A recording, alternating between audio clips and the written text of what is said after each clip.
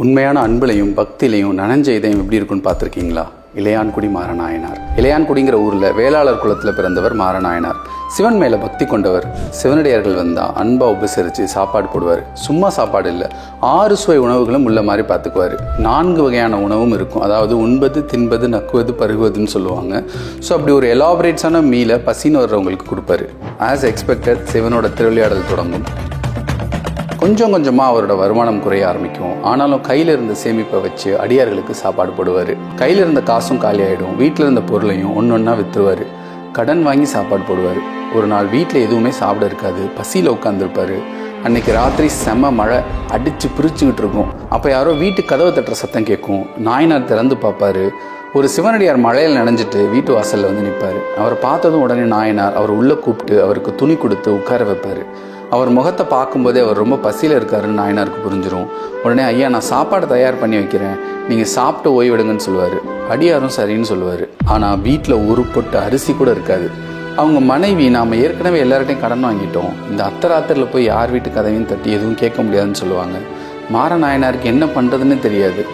அவர் நிலையை பார்த்த அவர் மனைவி, இன்னைக்கு காலையில் நம்ம நிலத்தில் நெல் விதைச்சோமே, அதை முளை விட்டுருக்கோம், எடுத்துகிட்டு வாங்க, அதை வச்சு ஏதாவது செய்ய முடியுமான்னு பார்க்குறேன்னு சொல்லுவாங்க. அவங்க சொல்லி முடிக்கிறதுக்குள்ளேயும் ஒரு கூடை எடுத்துகிட்டு நிலத்தை நோக்கி ஓடுவார் மாரநாயனார். பேய் மழை, மை இருட்டு, அடுத்த கால் எங்கே வைக்கிறதுனே தெரியாது. ஆனாலும் பழக்கப்பட்ட பாதைங்கிறனால நாயனார் காலை வச்சு தடவி பார்த்து ஒரு வழியாக அவர் நிலத்துக்கு வந்துடுவார். அவரோட நிலத்தில் விதைச்ச நெல் தண்ணியில் மிதந்துக்கிட்டு இருக்கும். அதை கூடையில் வாரி அள்ளி போட்டுட்டு ஓடி வருவார். அதுதான் அவர் குடும்பத்துக்கான அடுத்த சில மாதங்களுக்கான சாப்பாடு. ஆனால் அதை பற்றிலாம் அவருக்கு கவலை இல்லை.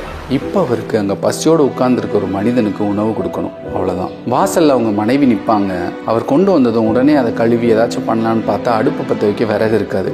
மலையில் எல்லா மரமும் நனைஞ்சிருக்கும். நனைஞ்ச மரத்தில் விறகு வெட்டினா அடுப்பறிக்க முடியாது. நாயனார் ஒரு கோடாலி எடுப்பார். வீட்டு உத்தரத்தில் இருந்த மரத்தை வெட்டி விறகுக்கு கொடுப்பாரு. அவங்க மனைவி நெல் முளையை பதமாக வறுத்து அரிசியாக்கி உழ வச்சுடுவாங்க. எப்படியும் நம்ம சாப்பாடு பண்ணிடலாம். ஆனால் அவருக்கு பரிமாற காய்கறிக்கு என்ன பண்ணுறதுன்னு கேட்பாங்க. மறுபடியும் ஓடுவார். அவர் வீட்டு தோட்டத்தில் இருந்த குழிக்குள்ளே உள்ள சின்ன சின்ன பயிர் வகைகளை பறிச்சுட்டு வந்து கொடுப்பாரு. அவரோட மனைவியும் சமையல் செஞ்சுடுவாங்க. சாப்பாடு தயாராகிடும். மாரநாயனார் அவர் மனைவியும் சிவனடியார் முன்னாடி போய், ஐயா, உணவு உண்ண தாங்கள் எழுந்திட வேண்டும்னு சொல்லுவாங்க. அப்போ அங்கே ஒரு பிரகாசமான ஒளி தோன்றும். அதில் சிவன் பார்வதி தேவியோட இடப வாகனத்தில் காட்சியளிப்பார்.